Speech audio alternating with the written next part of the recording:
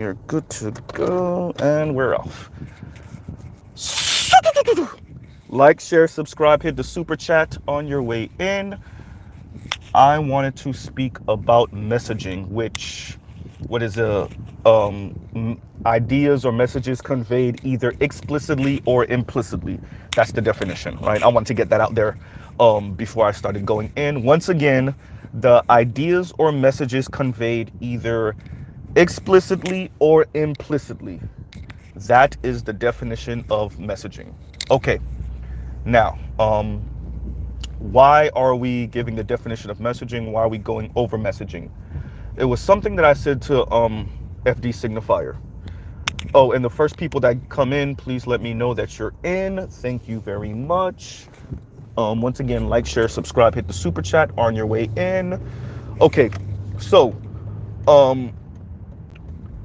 and I've said this before, it is, you know, a particular group of black women, mainly college educated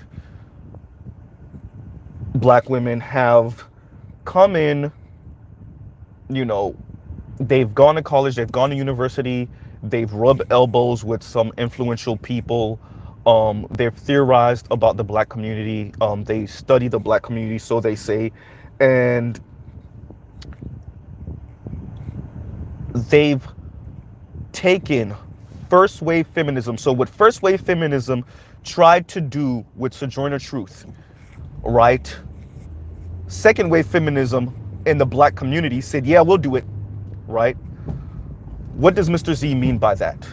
So the Elizabeth Cady Stantons of the world and the Susan B. Anthony's of the world wanted Sojourner Truth to sell out black civil rights leaders of that time. And you know, black people have their schisms, so she would say things about black men occasionally, right? Yeah. But she didn't sell out the way she could have sold out. You fast forward 1960s, 1970s, second wave feminism. Oh yeah, these particular black women, oh yeah, they said, yeah, we'll take that. And so they started to regurgitate the ideas and the concepts that white feminists coming from that second wave feminism wanted to hear, right? And we get to, and I'm sorry about that, you guys, I'm being held up by this car. So, but the messaging, right, in academia wasn't of stuff like bidirectional violence, which was going on in the black community. It wasn't even predatory black women, which was going on in the black community. It was predatory black men. It was black men that wanted to be chocolate dipped white patriarchs and imitate and reverse engineer white patriarchy. It was black men who felt insecure or mad or angry about the world around them and their boy-like position in this society, and how they came home and took out their aggression on the black children around them and the black women around them and the black LGBTQ around them, right? Black men were painted as the terrorist, we'll say that, the terrorist of the black community, right? And thank you for that super chat, Vic. He said, you've been on a roll, Mr. Z. Thank you, brother. Thank you, right? And yes, so we're here now where all you have to do is couch your anti-black misandry as constructive criticism, as empowerment language for black women, right? If you can couch your misandry as empowerment for black women, as just critiquing the black community, as just telling one's truth, as just being a voice for black women, white racist feminists will flick crumbs off the table for you. White racist men, both on the right and the left, will donate to you, will back you, right? All you have to do is couch your misandry in tough love in telling one's truth, in constructive criticism, in any one of those, right? In respectability, right?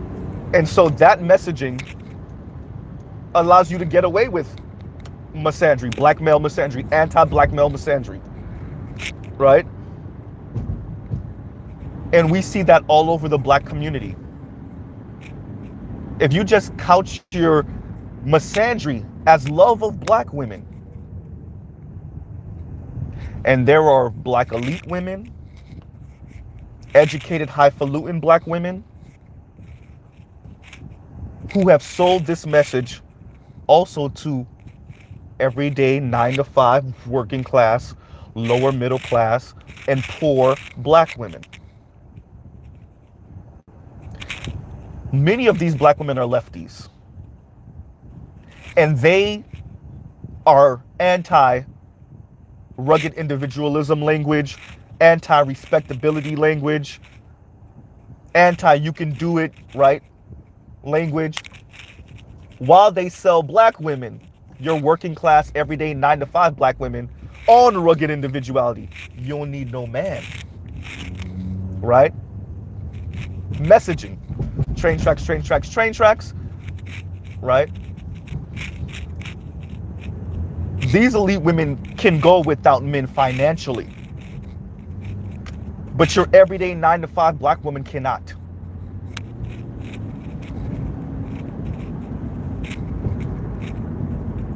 We have watched baby boomer black women struggle. We're watching extra black women struggle. We will watch millennial black women struggle. We will watch Generation Z black women struggle. Because elite,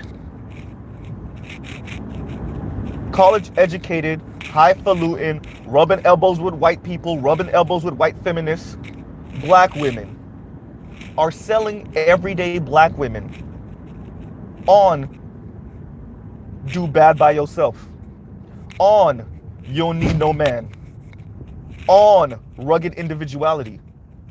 It's just couched different.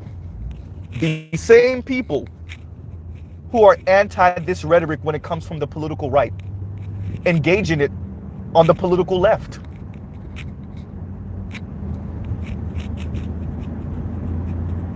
This messaging has ripped the black community apart.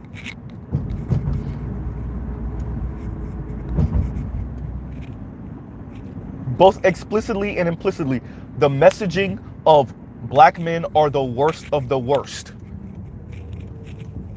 As I said before, they are both failed black women and girls and failed white men and boys.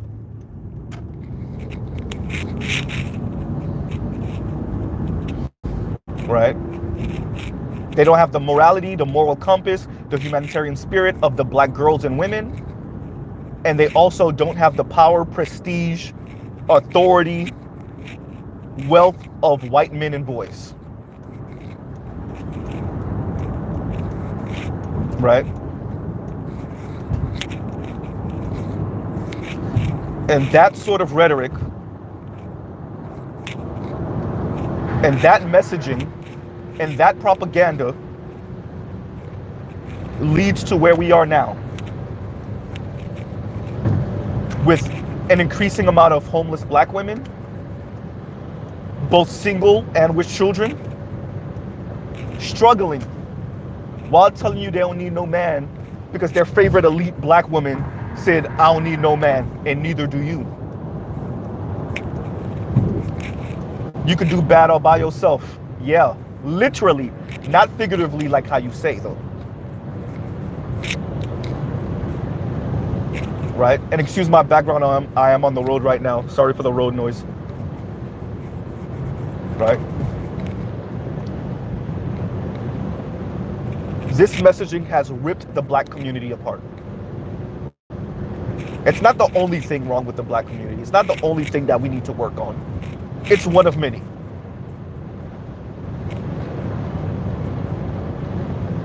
But this blame sits squarely on the shoulders of black feminists, both male and female.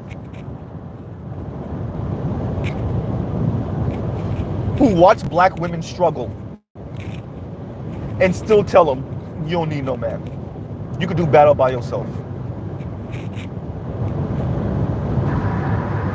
Right?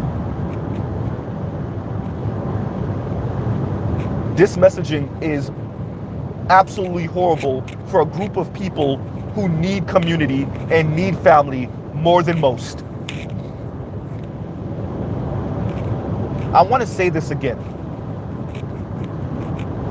right? And I don't care how it sounds. Black women need black men. It's not a luxury.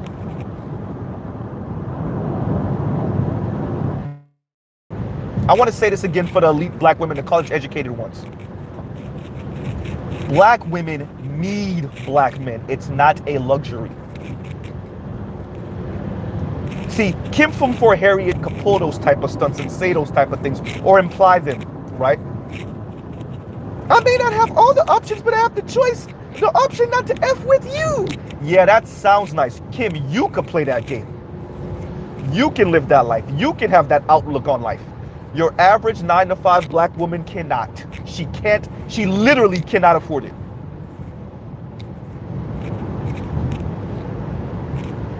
You can live in your pride and say those type of things and actually live it out to a certain extent. Now, how you're gonna do? Is your psyche gonna handle that? That's a different question. But your everyday 9-to-5 black woman literally cannot.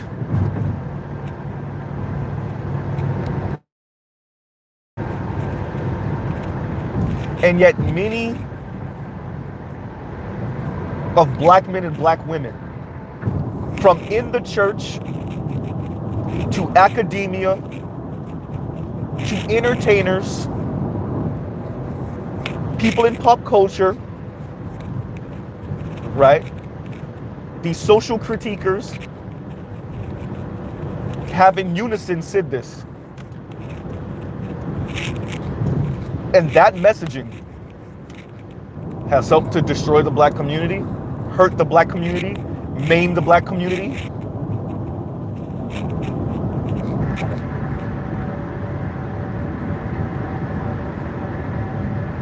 If it wasn't for white largesse and social programs,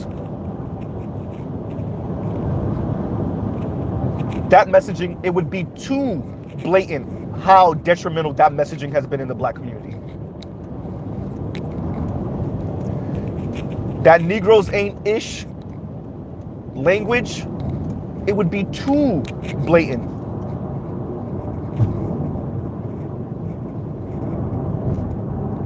And it's understandable that messaging was backed up by white money, both on the left and the right, but definitely on the left.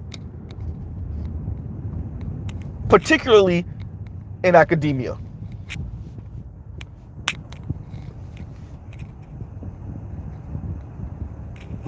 Because white feminists love that language.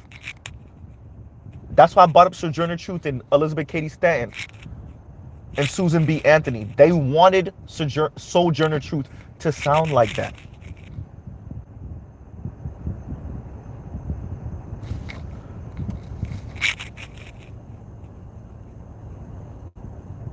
But your second wave feminists in the black community, oh, they said, yeah, we'll do it. Right? 50 years later, 60 years later,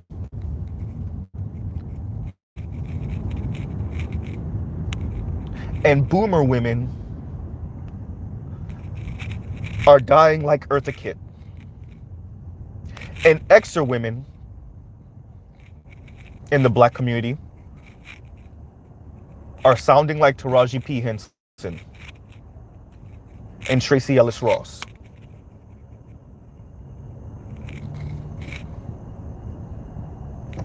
And those are famous women.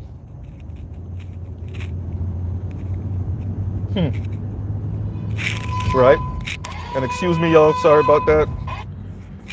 It's probably gonna go off again in a minute. I'm sorry about that. Right?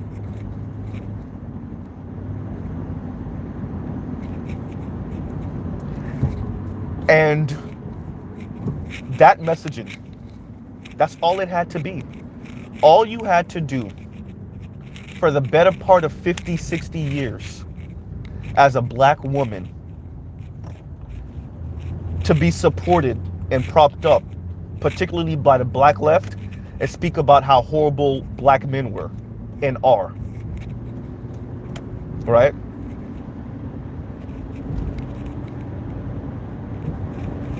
Speak about domestic violence. Speak about black homophobia, particularly from black men. Speak about absentee fathers. All you had to do was sell black men out. Not just in pop culture, because there's going to be some black woman coming up that's going to say, what about rap music? Right?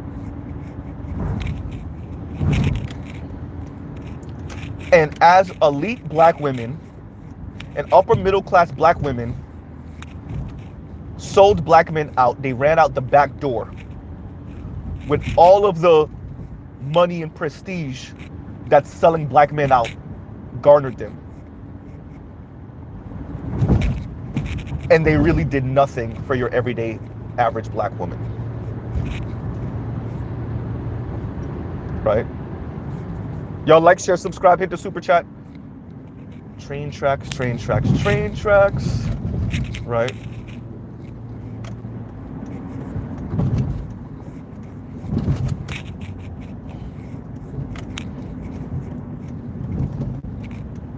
And so the black community finds itself living with the ravages of black women who claim to be communist, claim to be socialist, claim to be Marxist, but got a whole lot of money off of talking about how horrible black men are. Live pretty plush and lavish lives speaking about how horrible black men are. I guess they ain't see the comrade in black men, particularly not straight black men. A bunch of lefties engaging in good old neoliberal capitalism, right?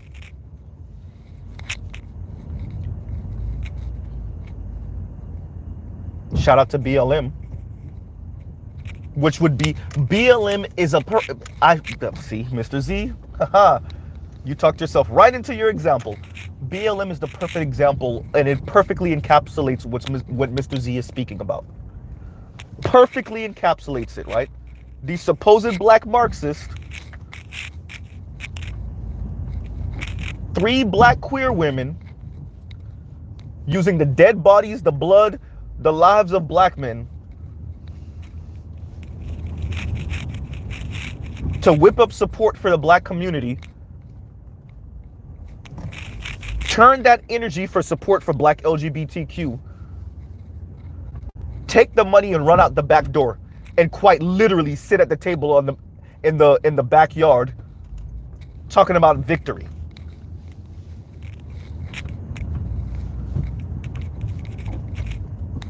What these black lefties, these black feminists refuse to acknowledge is that they won the culture war against black men. Over the past 60 years, the messaging war has won.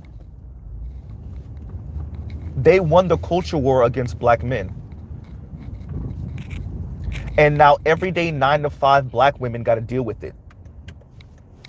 Elite black women, college educated, elite, Ivy League attending, second tier school attending black women won the messaging war against black men, and now 9-to-5 everyday black women have to deal with that, the consequence of that, because these are their fathers and their baby daddies and their husbands and their boyfriends who have to deal with the negative stereotypes,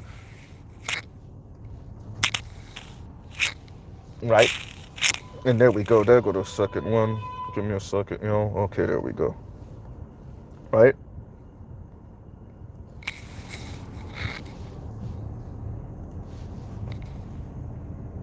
And so we're dealing with the consequences right now.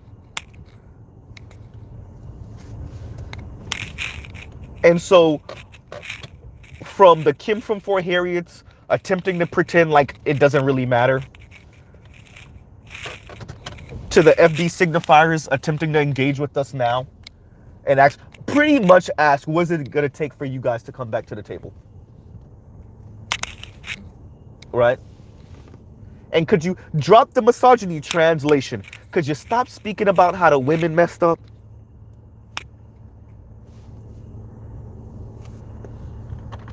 So, brother FD, if you're listening, I'm just letting you know what other black men heard, particularly in the black manosphere. Could you stop speaking about black women's accountability in this kind of back and forth between black men and black women? Stop speaking about black women's accountability in the situation.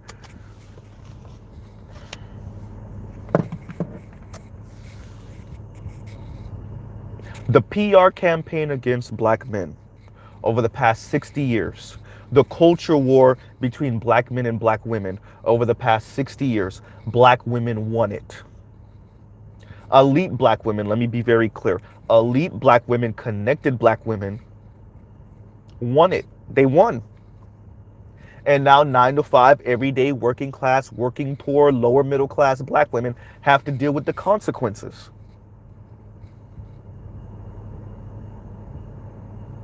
They don't have the ability to divest Chrissy, Paris Milan, Yanni.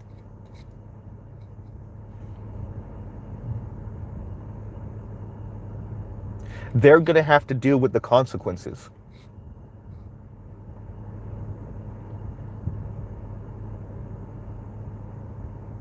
Even if they end up with the mythical, magical white man, most likely their son is going to look like J. Cole. They have a son. That's not racially ambiguous. That's light-skinned brother.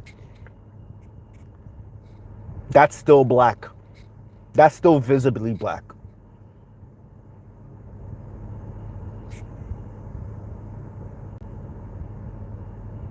I guess this is why y'all are saying to abort black sons, Cynthia G. Because if your son don't come out looking like Logic, then you're gonna have to deal with the consequences of your own rhetoric. Your own jihad against black men will be visited upon your own biological son.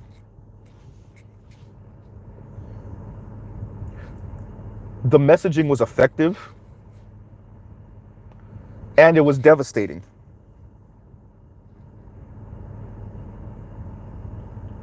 There are all sorts of ramifications that came from black men ain't ish.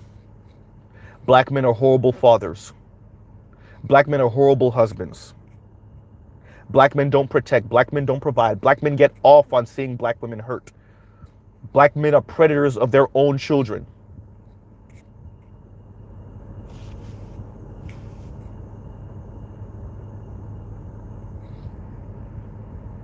That messaging was effective and devastating. And now everyday black women have to deal with the consequences. Why is Mr. Z bringing up everyday black women and not everyday black men? Because these people don't care about everyday black men. Heterosexual, cisgender, regular 9 to 5, working class black men, these people don't care about them. So I'm speaking about to them about the people they supposedly or claim to care about. The people they say they're the voice of, the people they say they represent, which is black women who don't have a voice.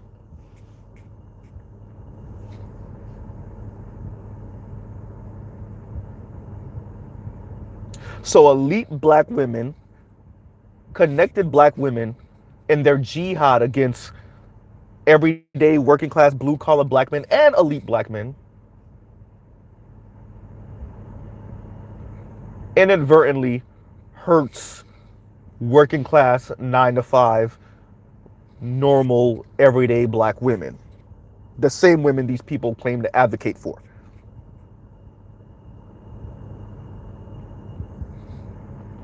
While these women sit in academia,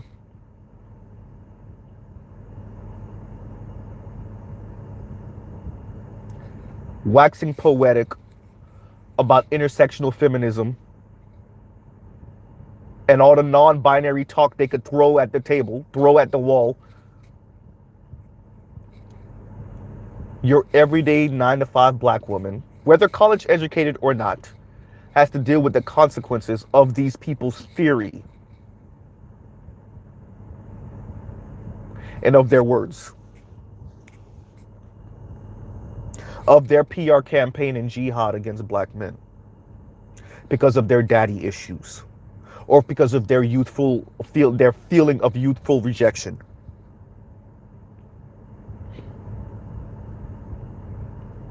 Because of their inferiority complex in the presence of white people, particularly white women.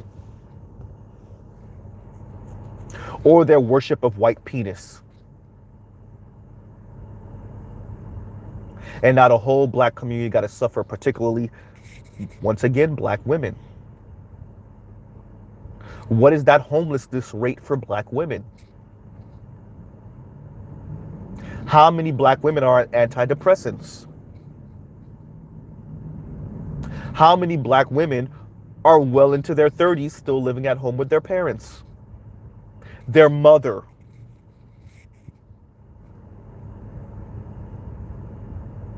And these people will look those black women in the face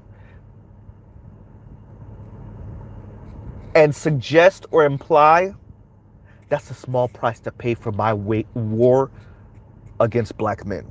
They'll never say it, but that's pretty much it. Like, share, subscribe, hit the super chat.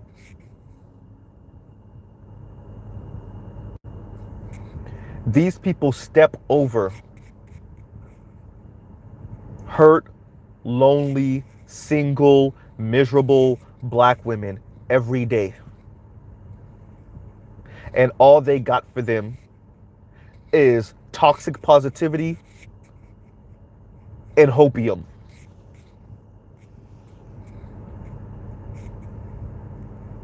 All they got for them is delusion. Black women luxury this. Black women level up that. Divest and go get you some mythical, magical, non-black man.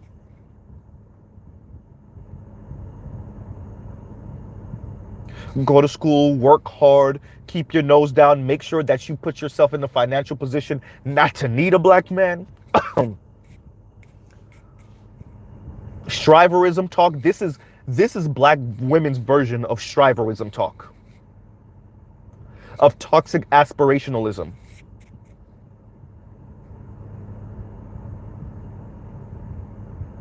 And for the masses and the majority of black women, they will never be in that position to not need a man, particularly black men.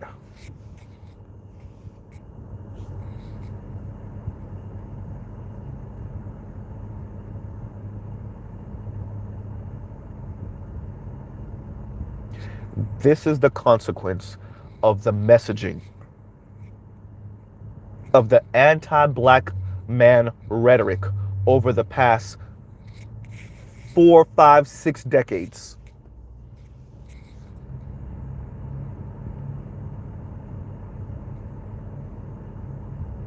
And yes, black men have suffered greatly. But black children and black women have suffered also.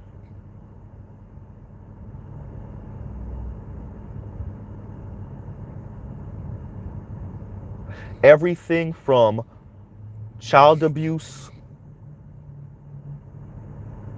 to black women struggling financially can be directly tied to black men not being there. These same women who say, we ain't want you anyway. These are not the men we want. Watch as other black women suffer while those men go. Either SYSBM, passport bro, or just fall out of society. Or just disappear from the black community. Just do the work home thing. No incentive to strive for more hurts black women. Black men are in community with black women. That's the way it's going to be for the foreseeable future. And these people have tried their hardest to separate black women from black men and have black women have their own destiny without black men, which will never happen in America. Not in mass. Black women are inextricably linked to black men by the hip.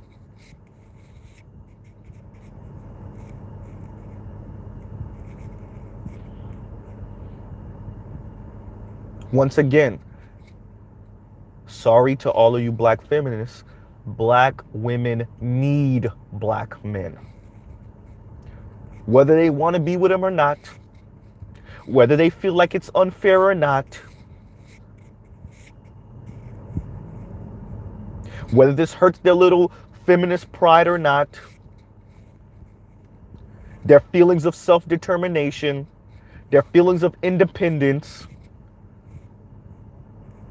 their pride, no, black women need black men. There's no ifs, ands, or buts about it.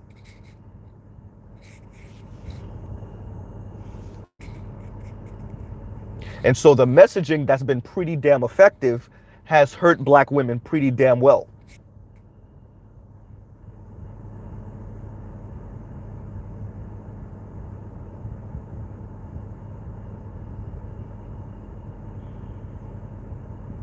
Right?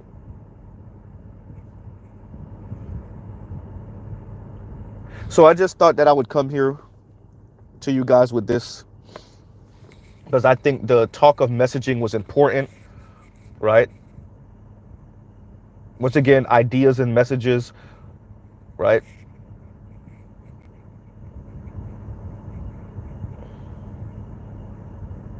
So black women hurt because we live in a anti-black society, true. White supremacist society, white patriarchal society, capitalist society, etc., etc., etc. But black women also hurt because over the past 4, 5, 6 decades, a particular group of black women and their ideology spread far and wide in the black community, in the messaging, in the PR, won the day. These particular black women waged a culture war against black men, black heterosexual men specifically, and they won. They won their little pet project against black men. Their little pet project war, they won it. Their little issues, their little daddy issues that they want to take out all the rage and anger on everyday black men, elite black men, poor black men in general, particularly straight black men, they won it. And now, once again, your everyday 9-to-5 black woman has to deal with the consequences of elite black women winning that war. And getting those crumbs flicked off white feminist table. And getting to go to lecture. Right? Getting to go to lecture at Harvard, at Yale, at Princeton. Speaking about intersectionality. Using black men as the example of the horrible father. Lurking over every corner, preying on black little girls and black little boys.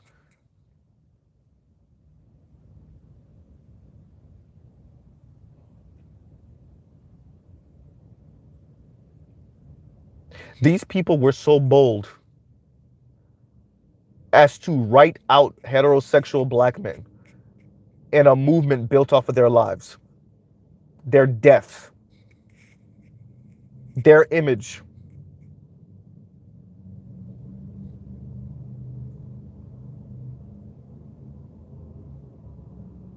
These people in your face, benign, neglected, heterosexual black men and nuclear families that these black men want, and they did it in your face.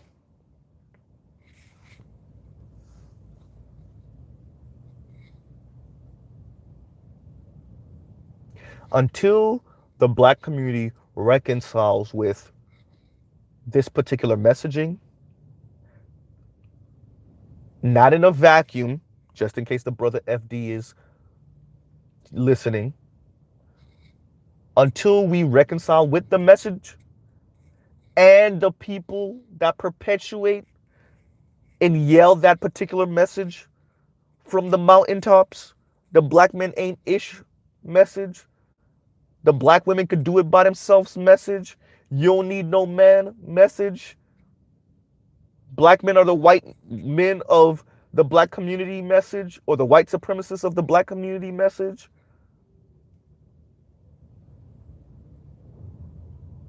Until the black community not only reconciles with that messaging, but with the people that push that message, black women will suffer. Black women will suffer because of black men in prison. Black women will suffer because of black men doing passport bros. Black women will suffer because of black men engaged in SYSBM.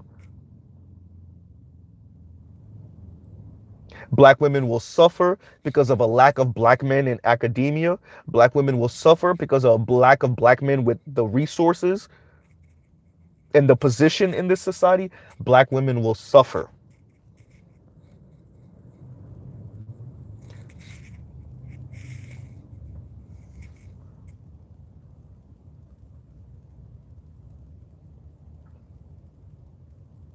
This messaging and all the anger and ire coming from everyone from your 9-to-5 black woman all the way to your elite black woman, directed towards black men, has hurt your everyday black woman. And once again, unlike the elite black women, these black women need black men. They don't earn enough to do it by themselves.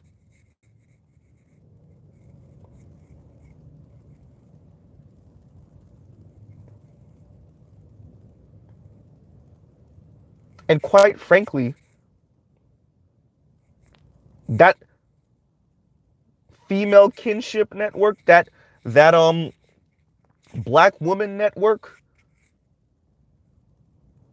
quite frankly, doesn't earn enough to support themselves.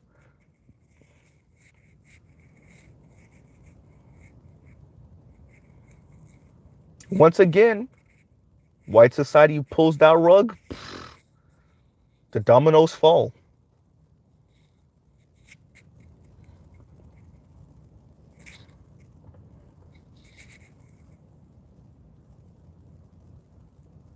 This messaging of this anti-black male messaging has been absolutely devastating for the black community, and black men and black women are suffering because of it. Black children are suffering because of it.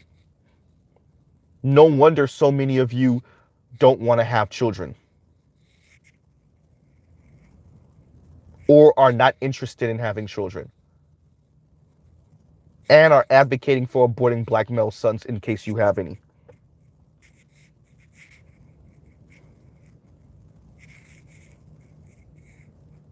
It makes sense. You don't want to drink the same water that you help to make toxic.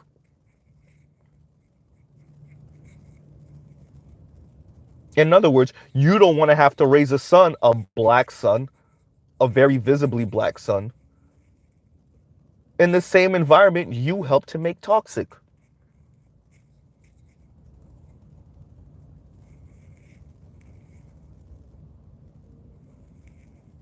Right?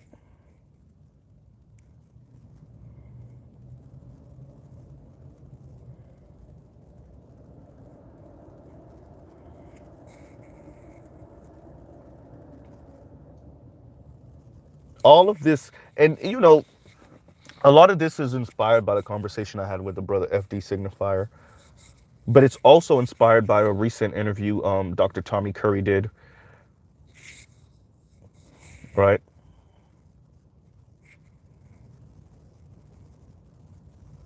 And I think it needed to be said that this particular black men ain't ish messaging. Black men are the terrorists, we'll say, of the black community, right? Which is just, all of this is just lefty, please daddy come save me, right? Please white daddy come save me.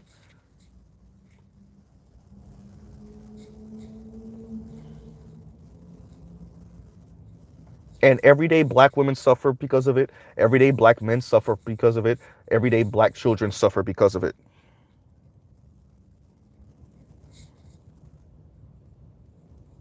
And these people watch it and they think the solution is concepts of non-binary relationships, right? And egalitarianism as defined by them, which is really just women-led patriarchy, gynocracy, translation,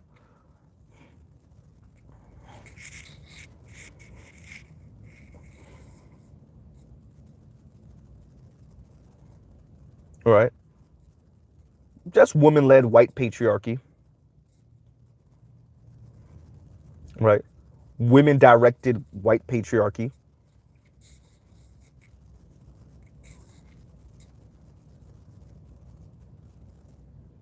We watch these people who are supposedly Marxist and leftist and communist literally run out the back door with all the money and all the support and all the white support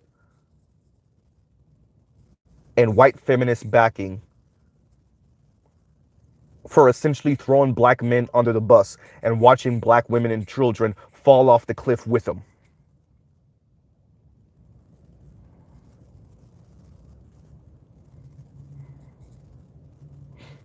For a pat on the back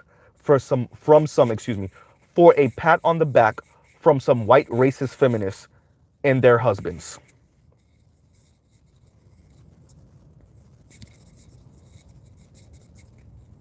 And a couple of flicks of crumbs off the table. Right? That messaging has been extremely devastating to the black community.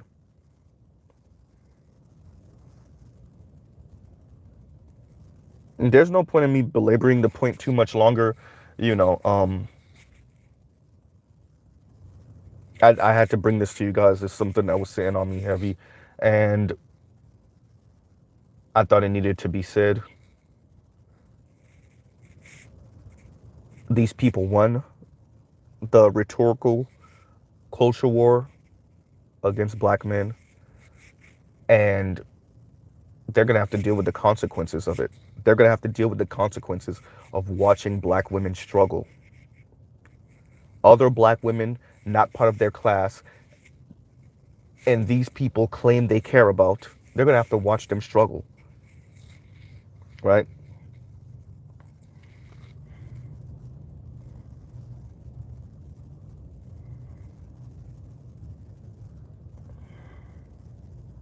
Thank you, KW Don, and thank you for the super chat. KW Don says, "How will the average black woman retire comfortably without a dual income?"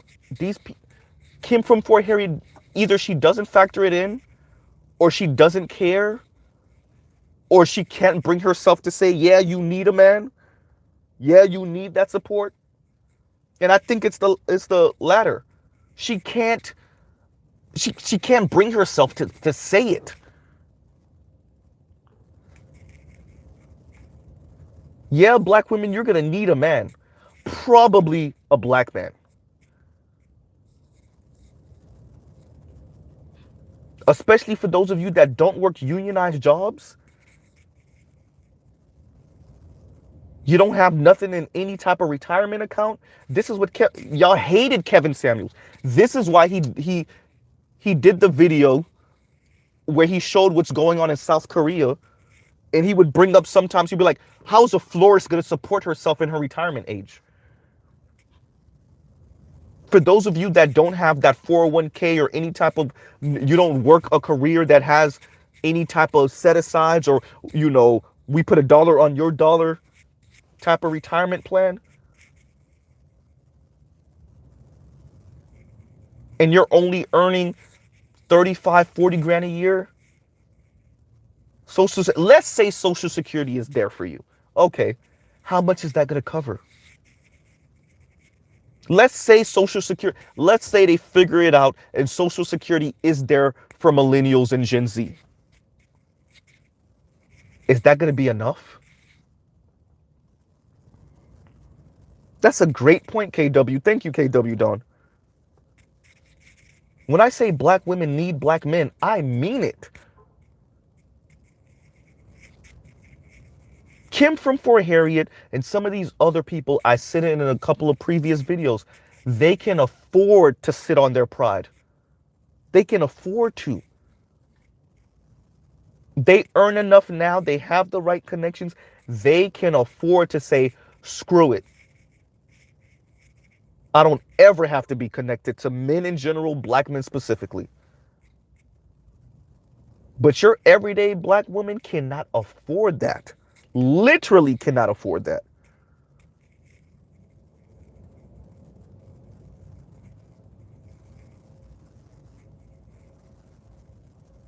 But you want to talk about messaging? You want to know what they not saying? What Mr. Z just said.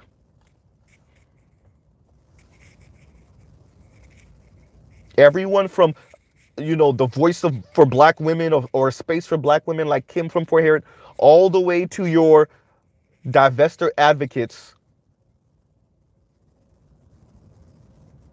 What did Mahogany Pink say at the end of one of her videos? We're essentially, and I'm paraphrasing, we're going to keep the standard up even though as the economic struggle bites people in the rear end, non-black women are going to adjust, but we're not. You hear the insanity in that? So I did the research. I know that financially the crunch is coming down, and other non-black women are going to adjust their standards because they sound crazy and delusional. But you know what we're not going to do in our divester space? Any of that. Translation, die on your pride. That's what that really means.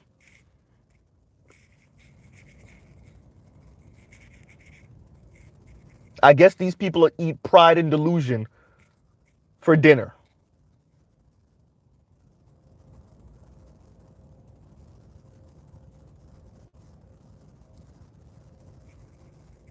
They can't let go of the messaging while they watch black women suffer.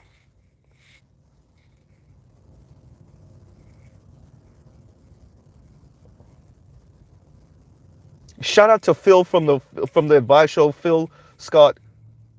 He was right. You go through that comment section for the Taraji Angie Martinez interview, and it's all women saying the same type of thing. These are everyday 9-to-5 black women.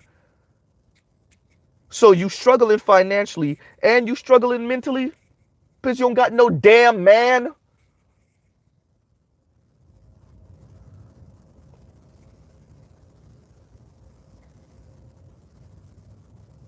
Meanwhile, all of these black talking heads on social media are ignoring your struggle or trying to find any solution but tell you, you might want to get connected to an everyday black dude. Yeah, it may not be that glamorous. Yeah, he may not be rich. But that'll alleviate a lot of pain. They can't bring themselves to say it because they've been saying black men ain't ish for too long. They would much rather watch black women suffer. And by the way, I'm not even speaking about the boomers or the few silent generation we still got left. I'm not even speaking about them. I'm not even speaking about the oldest of Xers. I'm speaking about young Xers, millennial, and Gen Z.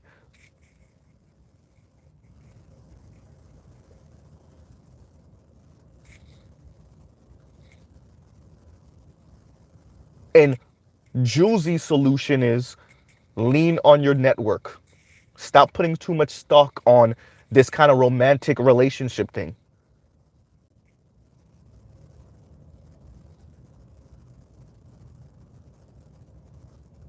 We watch as Ostefko even says she's on vacation, she's in the hotel, and she could barely look at these kids and their father walking by in the hallway without feeling a certain way. Before we even start talking about the money and the resources.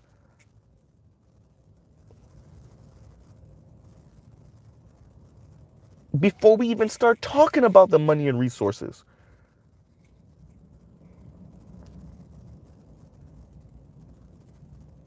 That's emotional and mental stuff. Now, when we add for your everyday black woman who's not making whatever money off of these YouTube checks, once again, your everyday 40, 45,000, 35,000, 20,000, $25,000 a year black woman, you add the lack of that same type of resource coming from a man, you add that into the conversation also, and they're losing it all over the place.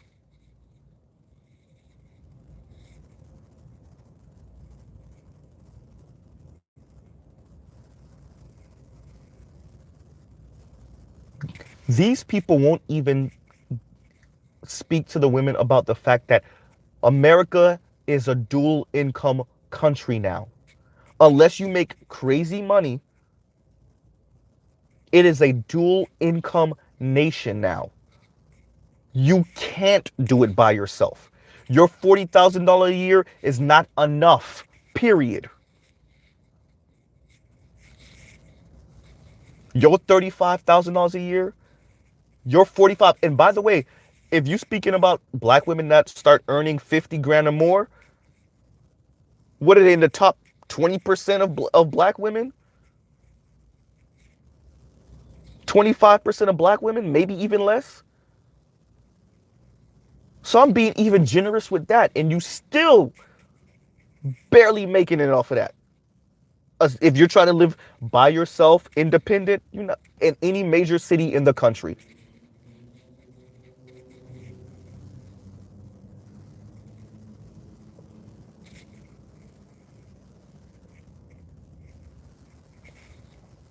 When we factor in all your bills, all your expenses, your 45, 50 ain't cutting it.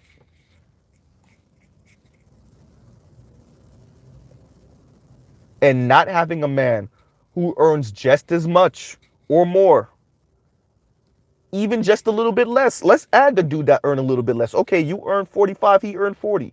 He earned 35.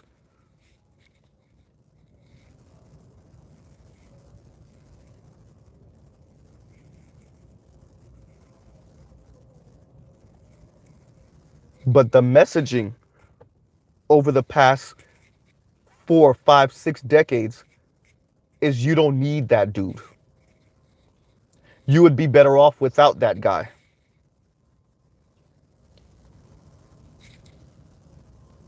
You're barely going to tolerate that guy. He's a nuisance. Once you get the seed and that seed can walk, by the time that seed's 2, if y'all don't even break up before that, 2, 3, and can start walking and talking, yeah, you could get rid of him.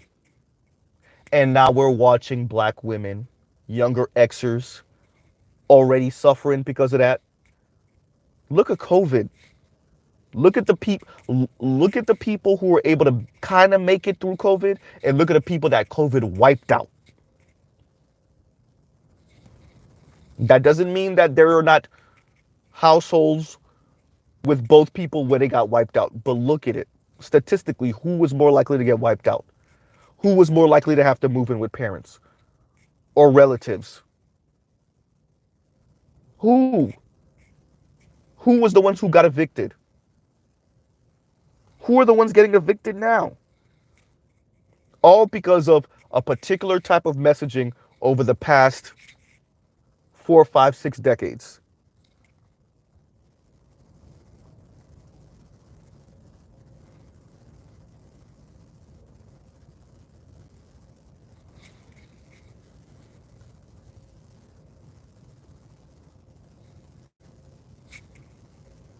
The black community can't afford this messaging anymore, and we definitely can't afford the type of people that push this messaging and perpetuate this.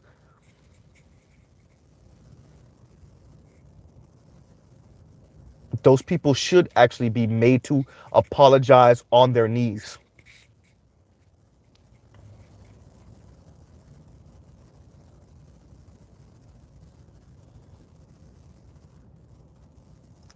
Because not only did you hurt black men who you didn't care about anyway, okay, fine. You hurt the same black women you claim to advocate for. Because your own jihad against black men. Because your own anger, your own resentment.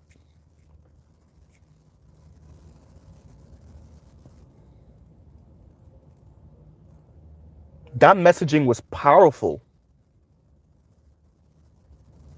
And it was devastating. As I said before, powerful and devastating. Black men don't build, black men don't provide, black men don't protect, black men are the terrorists of the black community, black men prey on children, black men are abusive to black women, black men are abusive to black LGBTQ, black men are homophobic, transphobic, colorist on the level of neo-Nazis. That messaging was powerful.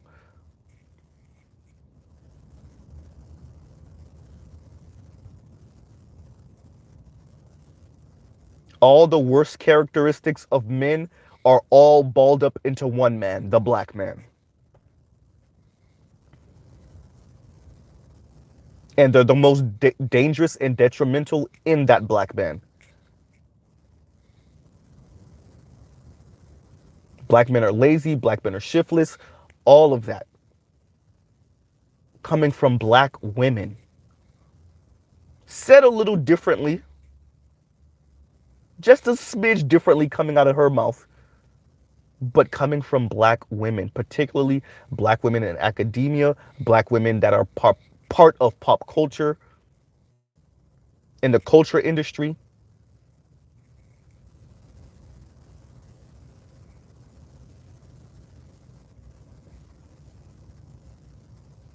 And every generation we watch black women suffer more and more because of that messaging.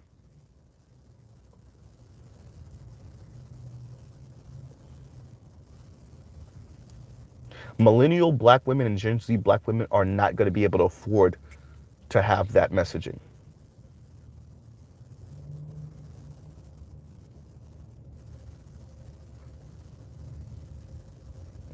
White society's pretty much done with the tokenism.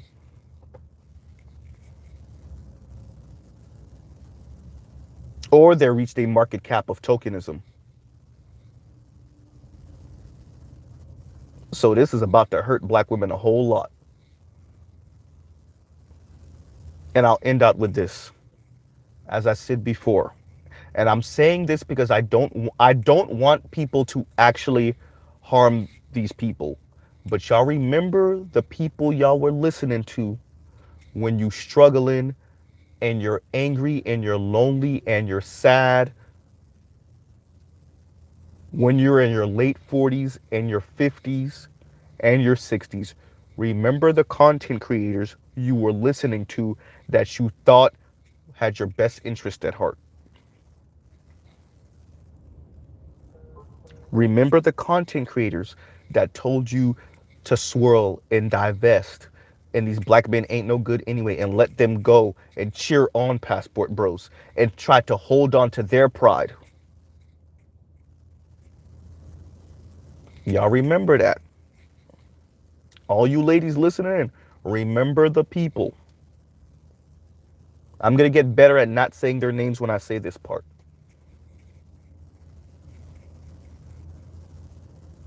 But y'all remember those people. I hope those people are there for you. And you know, this is not the I guess, you know, in a weird way, because I was gonna say this is not my own version of Kevin Samuels Die Alone. But it's not just the dying alone. It really isn't just the dying alone. It's all of those missed experiences. It's the suffering as you get older. It's the not Taraji is the prime example. I'm and I use Taraji as an avatar. It's not to beat up on her, and it's not to make fun of Taraji. Taraji is the prime example. You listen to her speak. Tracy Ellis Ross is the prime example. That's why I'm speaking on these women. Because they're showing you with their own life what this concept, the feminist concept, and the I don't need no man, or I need men to show up exactly like this, what that actually does as you get older. Particularly these women are successful, and look at them, right? So I'll pause right there. You know, y'all like, share, subscribe, hit the super chat. Um, what I say? Yeah, just like, share, subscribe, right? And yeah, that's this messaging. I'll end out with that. Black men ain't ish messaging. Black men are horrible messaging. Black men are not even. Black men are the worst of men messaging. All the negatives that come with men, black men are the worst at that. And they don't have none of the positives.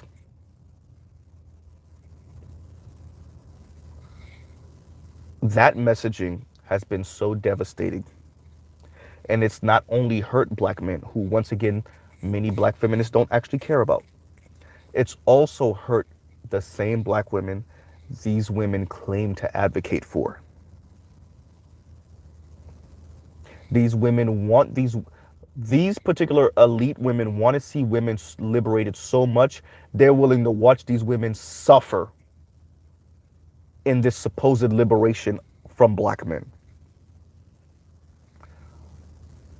Brother FD, when you were speaking about black women having to choose between safety and self-determination, that's what I was speaking about. These particular women and some men are willing to watch your everyday black women suffer while being, air quotes, liberated from black men and their supposed patriarchy. Well, alrighty then, you're free. Have fun out there. Here's a pocket knife and a flashlight. I hope you do well.